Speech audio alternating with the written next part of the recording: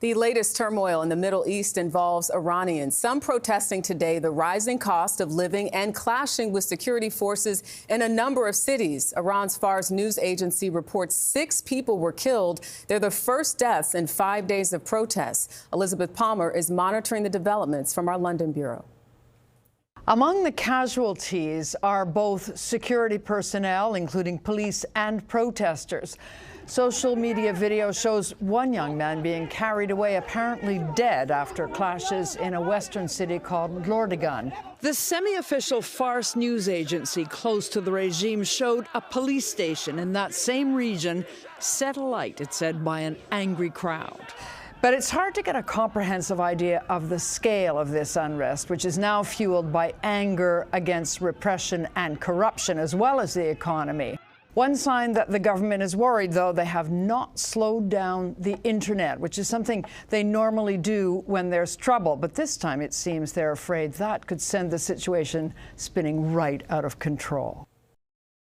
Now to President Trump's new warning to the leaders of Iran. It was posted on social media at about 3 o'clock this morning. The president weighing in on the protests sweeping across Iran with a threat. We have 2 reports tonight, beginning with Natalie Brand. In a new warning, President Trump said on social media, if Iran kills peaceful protesters, the United States will come to their rescue.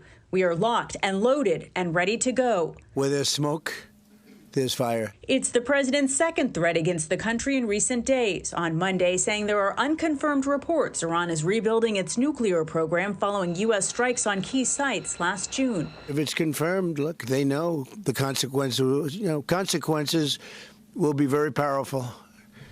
Maybe more powerful than the last time. While President Trump has not specified his next steps, Iran expert Alex Vatanka says the tough talk could embolden the protesters. We shouldn't underestimate the value of an American president who floats the idea of U.S. support for the protesters. Possibly helping to keep this latest movement alive. Elizabeth Palmer is in London with details on the protests. Right now, social media videos are our only window on this unrest, as journalists aren't allowed anywhere near it. Today, there were chanting marchers in Malard near Tehran. But there's been violence, too. Cars outside a police station set on fire in Anza. Gunfire at a clash in Kordasht. So far, the protests have mainly been in the west and south. 7 people are reported to have been killed, and the security forces are trying to put down the uprisings by force. Meanwhile, the politicians talk dialogue. People are dissatisfied, admitted the president, and we are at fault. Actually, most are really struggling. Food prices are up 70% this year, and in Tehran, contacts tell me some days when they turn on the taps, there's no water. President Trump's post is a warning from abroad, sure, but Jarika, the regime's most urgent threat is fury and frustration spilling over at home. President Trump, in an interview with conservative radio host Hugh Hewitt, again threatened to strike Iran if it stages a bloody crackdown on nationwide protests, now in day 12 and growing in size and intensity. The latest now from MTS Tayyab in London. Tony, good evening. Well, what began as a revolt over a collapsing currency and rising prices has morphed into nationwide unrest with dozens killed and thousands arrested. Iran's theocratic regime has even cut phone lines and the internet across much of the country as demonstrations grow into the tens of thousands. Now, security forces have been confronting protesters in several cities and towns, firing tear gas, while this online video shows crowds ripping up an Iranian flag. All of this is happening at a time when the regime has never appeared more vulnerable. And if history is any guide, leaders in Tehran can still crush the crowds, but it cannot crush the reasons so many have taken to the streets. Overseas now, tonight, Iran's army is threatening to join the crackdown on protesters as demonstrations against the regime grow. Huge crowds have taken to the streets across the Islamic Republic. Iran's Revolutionary Guard calls them terrorists. CBS's Haley Ott at our London bureau has more. Good evening. Demonstrations against the Islamic Republic appear to be growing despite a nationwide internet blackout and a new warning that protesters could face charges that carry the death penalty. Thousands filling the streets. Human rights groups say at least 65 people have been killed and 2,300 detained in demonstrations that began in Tehran almost 2 weeks ago, sweeping across the country in response to Iran's crashing currency and struggling economy. Iran's leaders shut the internet down on Thursday, sparking fears of a crackdown. You better not start shooting. Despite threats from President Trump. Maziar Bahari is the editor of the independent news site Iran Wire. The president has said that if any protesters are killed, there will be an American response. How seriously do you think the regime is taking that? It has inspired many protesters to come out because they know that the leader of the world's main superpower is supporting their cause. America has already lost the game. Iranian state media showed only pro-government demonstrations, claiming wider unrest had been limited. But the few social media videos that have made it through the internet blockade tell a different story of huge crowds chanting death to the dictator and government buildings on fire. Is this a tipping point? Many people have called what is happening in Iran right now a revolution, but a revolution usually needs a leader for the revolution, but we do not have that leader at the moment. One man who could become that leader, U.S.-based Reza Pahlavi, the exiled son of the ousted Shah, has been encouraging protesters to go further, to seize and hold city centers.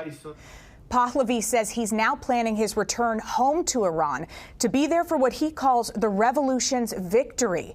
One thing's for sure, Jarika, leaders of the Islamic Republic do not intend to go without a fierce fight. Good evening, everyone, and thank you for joining us on this Sunday. We begin tonight with the fast-changing developments inside Iran. The unrest against the regime is intensifying at this hour. So, too, are the threats to protesters and the United States. The demonstrations are now entering their third week with no end in sight. The death toll surging. Hundreds killed, according to human rights groups. CBS's Lee Kanairi in our London bureau has the very latest. Good evening. President Trump said days ago, if they shoot, we shoot. Tonight, mounting evidence shows there is a deadly crackdown on Iranian protesters, and the region is on edge. Facing threats of arrest and even the death penalty. There's no sign these Iranians are backing down. And they're paying the price. This scene, appearing in multiple videos on social media, shows body bags lining the ground outside a medical center in southern Tehran. We can't verify exactly when it was taken, but people can be heard identifying the dead. They claim there are hundreds of bodies. And this place has a dark past, says Professor Kamran Mateen. In 2009, during the Green Movement, a lot of protesters were arrested and detained in that particular place. They were abused, tortured, in some cases killed. In other videos, shots can be heard in the crowds. In this recent one, a motorcycle unit appears to chase someone down before firing ammunition. Iran's government is supported by paramilitary forces like these to suppress dissent. The Iranian regime still has both the will and the apparatus of repression in place. Unarmed protesters against machine guns, it's a very difficult battle to win. What began as a response to soaring prices transformed into a demand to take down the government, with President Trump promising to come to the rescue if protesters are killed. What sort of American intervention are the protesters hoping for? I think many protesters would be delighted to see Supreme Leader taken out, since he personally embodies the entirety of the Islamic Republic and what it's done to this country over the last 47 years. Protesters have ignited a fire for change, targeting symbols of the regime that represses them. The Iranian government issued a warning, Jarika. If America launches airstrikes, they say there will be retaliation, targeting U.S. military in the region. President Trump says he is ready to help the Iranian protesters. CBS's Willie James Enman is in West Palm Beach, Florida tonight, traveling with the president. Willie James, what do we know at this hour? Well, Jarika, good evening to you. A U.S. official tells CBS News that the president has been briefed on new military options for a possible strike against Iran amid those widespread protests and a government crackdown on communications. The president is weighing his options in Iran, writing on Truth Social this weekend. Iran is looking at freedom, perhaps like never before. The USA stands ready to help. I've made the statement very strongly that if they start killing people like they have in the past, we will get involved. We'll be hitting them very hard where it hurts. And that doesn't mean boots on the ground. When asked this weekend if the shooting of protesters would be a red line for the president, a U.S. official said, quote, "Only Trump can determine what the red line is." Some lawmakers and supporters of the president want the U.S. to get involved. The people don't want the Ayatollah anymore. I don't want him. If we can get rid of him, it'd be the best thing could ever happen. Democratic Senator Tim Kaine told Face the Nation military action would embolden the Iranian regime. U.S. military action would just bring back the painful history of the U.S. Toppling the Iranian prime minister back in the 1950s, and would give the regime the ability to blame their own failures on the United States. The last major U.S. intervention was in June when the U.S. military bombed Iran's nuclear facilities. Jerika, the White House has not shared any details about what possible military action could look like in Iran, but there are many options, including a cyber attack. We turn to international news now. The deadly situation in Iran as fiery protests stretch into a third week there. President Trump has been threatening U.S. military action if Iran's leaders continue a lethal crackdown on their own citizens. Now he says the regime wants to negotiate. Holly Williams is just across the border in Iraq. At a morgue near Tehran, the Iranian capital, this video appears to show row after row of body bags, just some of those killed during anti-regime protests. At least 648 demonstrators have lost their lives, according to one human rights monitoring group, though we cannot independently verify that. The mass protests began last month, fueled by Iran's flailing economy. Some are openly calling for the end of the Islamic Republic. Videos posted online appear to show Iranian security forces responding with gunfire. We're looking at some very strong options. President Trump has repeatedly threatened to hit Iran hard if protesters are killed. A U.S. official told CBS News that Trump's been briefed on options for military strikes inside Iran. The Iranian government held its own rallies today, warning it'll retaliate against any U.S. attack. We're ready to face you, said the Speaker of Iran's parliament. Come and see what will happen to American bases, ships and forces. But President Trump said Sunday that behind closed doors, the Iranian regime is seeking a diplomatic solution to this crisis. Yesterday, the leaders of Iran called. Iran wants to negotiate, yes. Negotiate what? We may meet with them. Iran's threat to retaliate against a U.S. attack is concerning where we are, just across the border in Iraq. Tony, there are U.S. bases here in Iraq and around 2,000 American troops. Our own Nora O'Donnell sat down with the Crown Prince of Iran, who's been living in exile in the U.S. since 1979. That's when his father, the Shah, fled during the Islamic Revolution.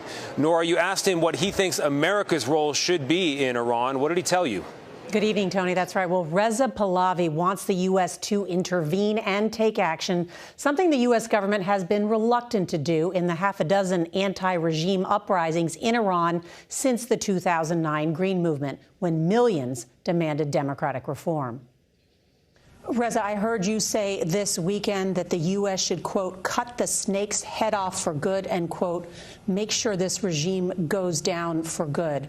Are you pushing President Trump to initiate regime change? The president is clear when he says that he stands with the Iranian people. And he, like anybody else, believes, and so do I, that ultimately it's the Iranian people who determine their own fate, and it should be at their hand that change is brought. Solidarity with the Iranian people is ultimately supporting them in their ask. And their ask is that this regime has to go, and we have to overcome the obstacles by putting an end to it, and ultimately, as a result of that liberation, be able to finally be unshackled and free to establish a democratic alternative and come back to the world of nations that can work together for a different future. Tony, Pahlavi wants to lead a new transition, but he hasn't been in Iran in some 50 years since he was a teenager, and it's not clear how much support he really has. And there are a lot of questions from analysts and Iranians about his suitability for leadership, his lack of experience, and whether he'd represent a return to monarchy or a path to democracy. There's a key meeting at the White House tomorrow where the president will look at military options. Tony? Nora O'Donnell with the newsmaking interview. Nora, thank you very much. There are reports tonight out of Iran that at least 12,000 people and possibly as many as 20,000 have been killed in the regime's crackdown on anti-government protests. Elizabeth Palmer in London has the details. There was intermittent cell service again today in Iran, and information is trickling out about thousands of protesters killed by security forces. Here you can see Tehrani's looking through bullet-riddled bodies in the medical examiner's compound, searching for loved ones. We counted roughly 400 dead here. Contacts in Iran also tell us that security forces are threatening hospital staff to turn over the names and addresses of wounded protesters. And one protester is due to be executed tomorrow. Americans woke up this morning and they saw that you said help is on the way. Yeah. What do you mean by that? Well, there's a lot of help on the way and in different forms, including economic help from our standpoint, and not going to help Iran very much. And, you know, we put Iran out of business with their nuclear capacity, and now, depending on what's actually happening, nobody's been able to give us accurate numbers about how many people they've killed. Well, on that point, but it looks Mr. like President, it could be a pretty substantial number, and that's going to be a lot of problems for them. A lot of problems. On that point, you did say the U.S. would get involved if Iran started killing protesters. Yeah. They have, by the many thousands, according to reports. Well, we'll see what that is. I've heard two numbers, but we'll see what that is. Well, now we're hearing that they're going to start hanging protesters tomorrow. So it comes back to the question, have they crossed your red line, or has the line moved? I haven't heard about the hanging. If they hang them, you're going to see some things that I don't know what where you come from and what your thought process is, but you'll perhaps be very happy. What do you mean by that? We will take very strong action. If they do such a thing, we will take very strong action. And this strong action you're talking about, what's the end game? The end game is to win. I like winning. How do you define that in Iran? Well, let's define it in Venezuela. Let's define it with al-Baghdadi. He was wiped out. Let's define it with Soleimani. And let's define it in Iran, where it wiped out their Iran nuclear threat in a period of about 15 minutes once the B-2s got there. And that was a complete obliteration, as it turns out, which is what I said initially. Then some questioned it, and they said, you know, Trump was right. So we've been right about everything. We don't want to see what's happening in Iran happen. And, you know, if they want to have protests, that's one thing. When they start killing thousands of people, and now you're telling me about hanging, we'll see how that works out for them. It's not going to work out good.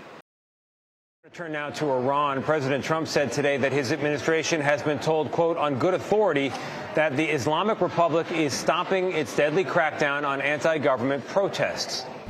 We've been told that the killing in Iran is stopping, and it's stopped, and it's stopping. And there's no plan for executions or executions. So that comes as we get word of a 26-year-old man sentenced to death for participating in those protests, though we're also learning his execution tonight has been postponed. And Imtiaz Tayeb in London tonight tells us about one of the thousands of protesters who have already been killed.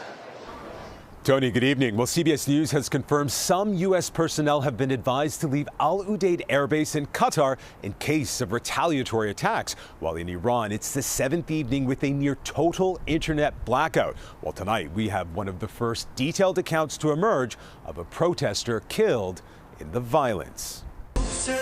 Her name was Rabina Aminian. The 23-year-old studied fashion and textile design in Tehran, sharing a bright, creative life online. But after joining a major anti-government protest in the heart of the capital last Thursday, that young life was cut short. Aminian was shot in the back of the head at close range, part of a deadly crackdown by Iranian state security. Hilala Nouri is her aunt. When they confirmed she had been killed, it was like my whole body was on fire. Aminian's mother drove 6 hours from their home in western Iran to identify her remains at a makeshift morgue. My sister saw hundreds of bodies lying on top of each other. All of them had been shot in their heads and their necks. She had to look at all of their beautiful faces before she found our dear Rubina. Medical officials contacted by CBS News inside Iran believe the death toll is 12,000 and possibly as high as 20,000. What is your message to President Trump? We only want Supreme Leader Khamenei's blood. We don't want anything else. And as this crackdown deepens, Tony, the fear is Iran's leaders are trying to brutalize yet another generation into silence.